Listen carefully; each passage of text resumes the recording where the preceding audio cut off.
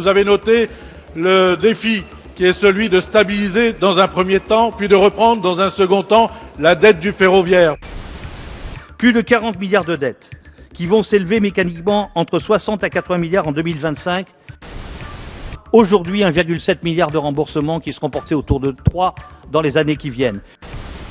Est-ce qu'on peut concevoir une réforme ferroviaire en donnant à la SNCF une dette de plus de 40 milliards, qui est en fait une dette d'État, qui est le résultat de choix qui ont été des choix politiques, en particulier pour le développement du TGV. Les conséquences de cette dette, si elle est confiée à la SNCF, ce sera les usagers qui seront les premières victimes du dysfonctionnement, les cheminots sur leurs conditions de travail.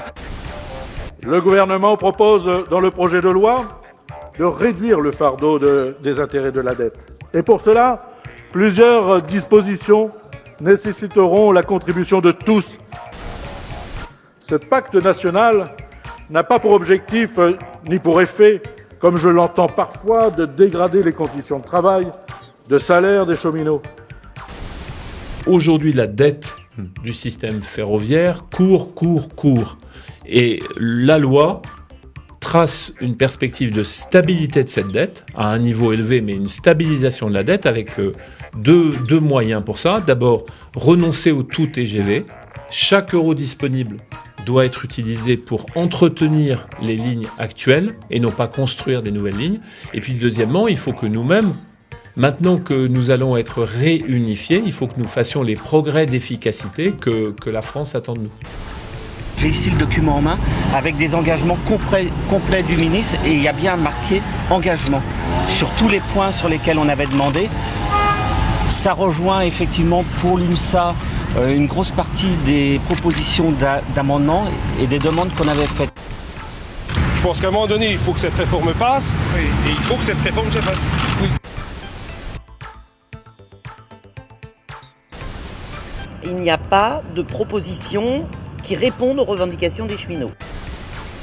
Un certain nombre d'organisations syndicales ont d'ores et déjà acté que les propositions qui étaient celles que j'avais pu proposer ce matin étaient de nature à faire progresser et certainement à ouvrir la voie d'une sortie de crise. La CFDT dans le cadre de la réforme ferroviaire. Une stratégie claire, depuis janvier 2013, nous n'avons pas varié.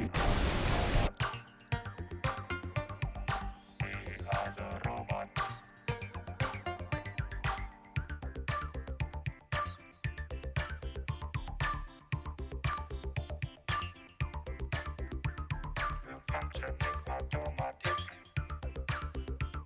and we are dancing it.